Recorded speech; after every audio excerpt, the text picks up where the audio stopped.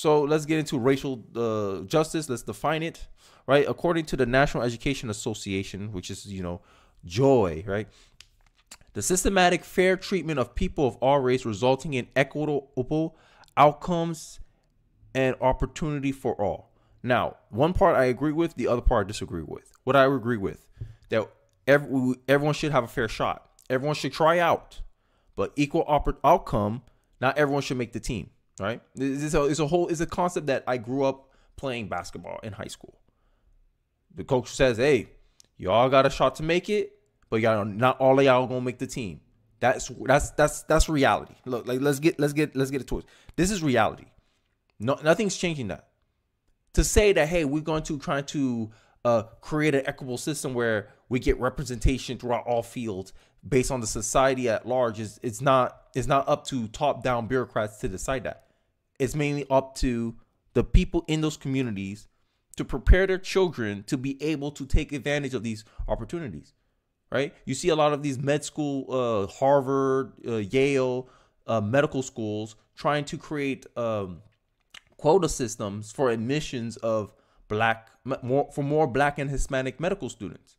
But what's going on? There's an academic skill gap. I can agree. But what's causing that academic skill gap is where I'll disagree with a lot of these people who push for racial equality, right? Because I say, hey, if the black parents or the Hispanic parents help their kids assimilate, help their kids, prepare their kids for academic success by, reading to them at an early age, by preparing them how to read, getting them to do their homework at a greater capacity. Because all I have to do is compare them to the Asians, who is the racial group that's performing the best academically, right? Because if you look at medical school, Asians are overrepresented and white people are represented.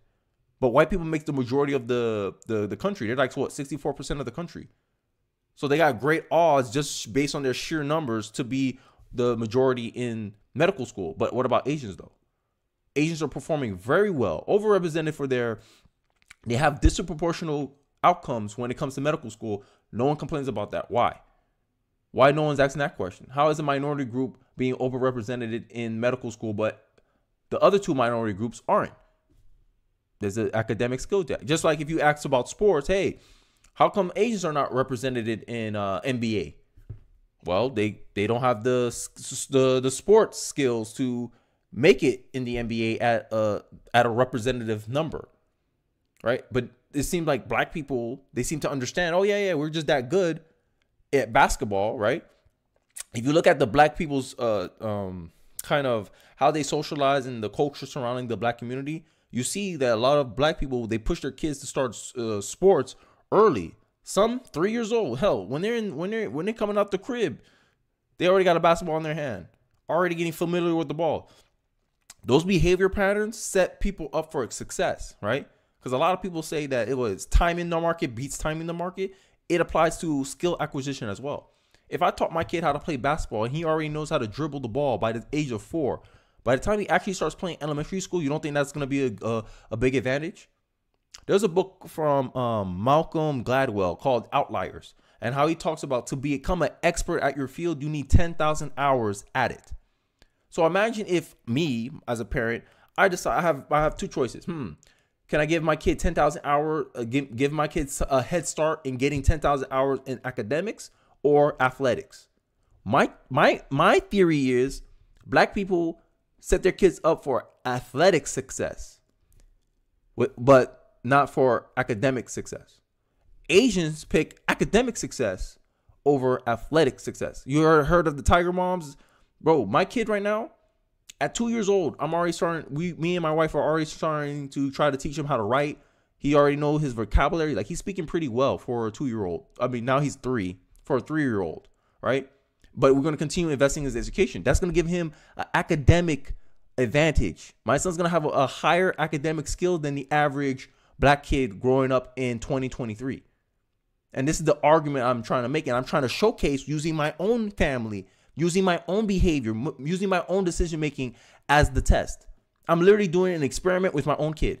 Okay, let's see if it's based on race or it's based on behavior.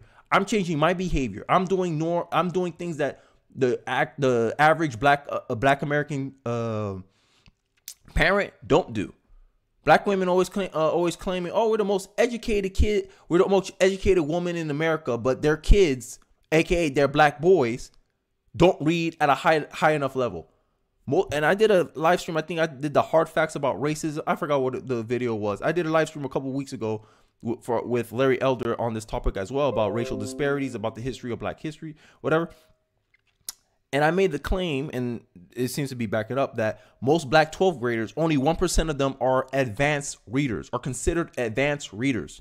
Why is that? And I gave some cases. Hey, in the Black community, you don't really introduce reading to your kid. I use my own anecdotal evidence. Hey, my mom taught me how to read at 6th grade. By the time I went to the 1st grade, I was reading on a 3rd grade level. You don't think that's a big advantage for knowledge acquisition?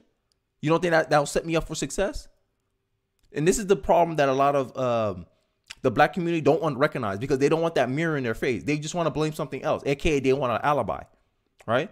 They want the alibi, because at the end of the day, there's nothing sweeter than an alibi. An alibi, you don't have to work for an alibi.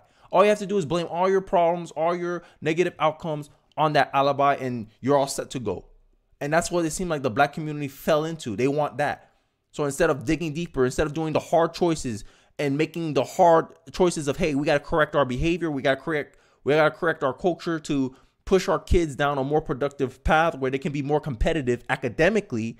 No, we want the academic system to lower its standards so that way we could stay the same without any change. Because the Black community seem to want to be comfortable in their current situation without having to do any changes themselves. So this is a big problem what I see in the Black community, and regardless if they want to acknowledge it or not, this is the reality.